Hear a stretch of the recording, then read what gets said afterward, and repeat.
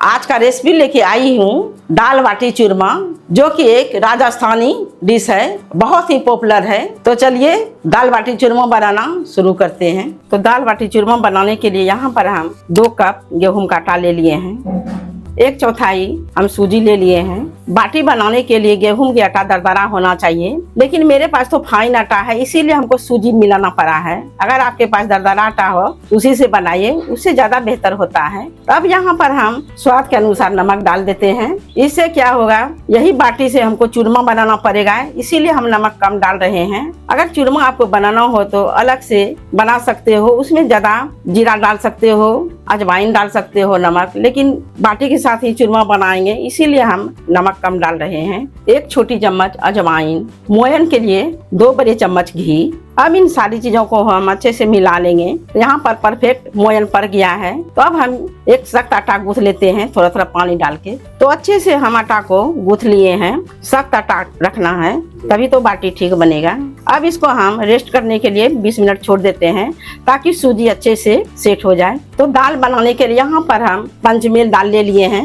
ये बाजार में मिल जाता है, तो बाजार से हम लाए हैं। पंचमेल दाल के लिए यहाँ पर हम 100 ग्राम सब दाल ले लिए हैं। यहाँ पर मूंग का दाल छिलके वाली लिए हैं। कलाई का दाल जो होता है वो भी छिलके वाले हैं। अगर आपके पास छिलके वाले दाल नहीं है तो जो भी दाल है उससे आप दाल बना सकते हो। इसको हम अच्छे से धो लेते हैं। तो 2-3 पानी से हम अच्छे से रगड़ रगड़ कर दाल को धो लेंगे। तो दाल को हम 3-4 पानी से अच्छे से साफ कर लिए हैं। तो यहाँ पर हम प्रेशर कुकर ले लिए हैं, इसमें हम दाल डाल देते हैं। यहाँ पर हम 3 कप पानी डाल देंगे, आधी चम्मच हल्दी पाउडर, स्वाद के अनुसार नमक, आधी चम्मच घी। अब इसको हम 5-6 सीटी लगा देंगे। हाई फ्लेम से मीडियम फ्लेम कर लेंगे, ताकि दाल अच्छे से 5-6 सीटी में पक जाए। तो तब तक हम दाल पकने के लिए दिए हैं, इधर हम बाटी बना लेते हैं। तो अच्छे से आटा सेट हो गया है।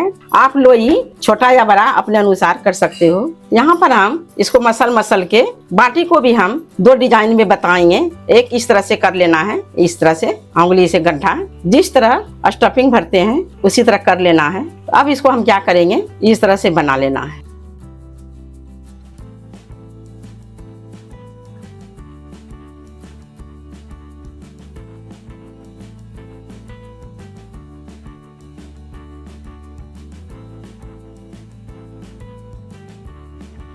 और दूसरा डिजाइन में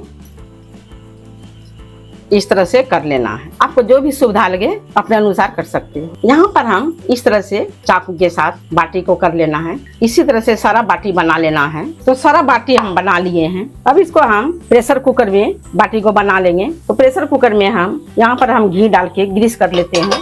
अगर आपके पास बाटी बनाने का ओवन है तो उसमें आप बना सकते हो। तो यहाँ पर हम एक एक करके बाटी को डाल देते हैं। यहाँ पर हम डाल दिए हैं। तो अब इसको हम पका लेते हैं। तो प्रेशर कुकर में हम बाटी को डाल दिए हैं। इसको हम फ्लेम को हाई फ्लेम से हम मीडियम कर लेंगे।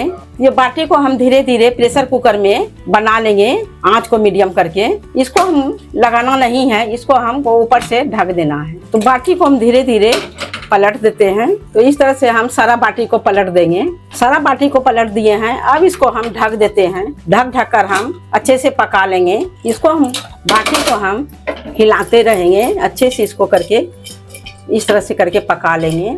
तो बाटी को हम देख लेते हैं।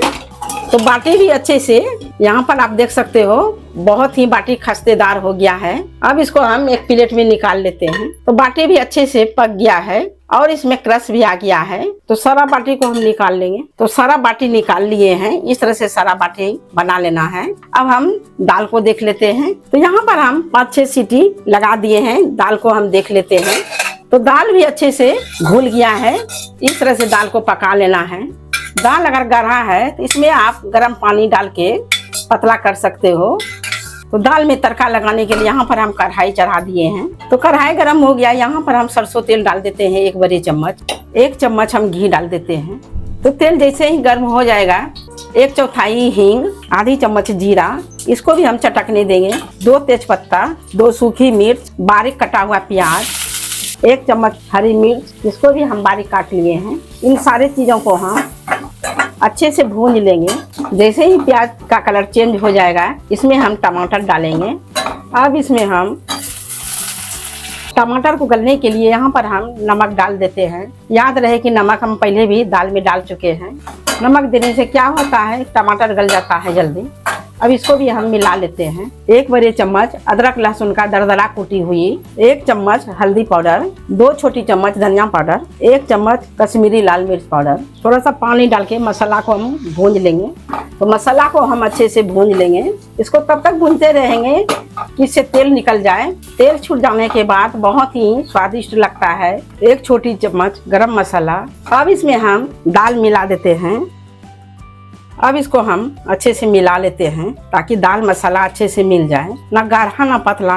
इस तरह से दाल को बना लेना है। तो दाल को भी हम 2-3 मिनट पका लिए हैं। अब हम गैस बंद कर देते हैं। अब इसमें हम धनिया पत्ता डाल देते हैं। तो दाल बनके तैयार हो गया है, बाटी भी तैयार हो गया है। अब हम चूरमा बना लेंगे। इसमें आप तड़का भी लगा सकते हो, जिस तरह से ढाबा में खाते हो बिल्कुल उसी तरह से तड़का लगा के आप और इसका टेस्ट बढ़ा सकते हो। चूरमा बनाने के लिए यहाँ पर हम 2 बाटी ले लेते हैं और इसको हम इस तरह से करके मिक्सर ग्राइंड में पीस लेंगे। मिक्सर ग्राइंड में दरदरा चला लेंगे।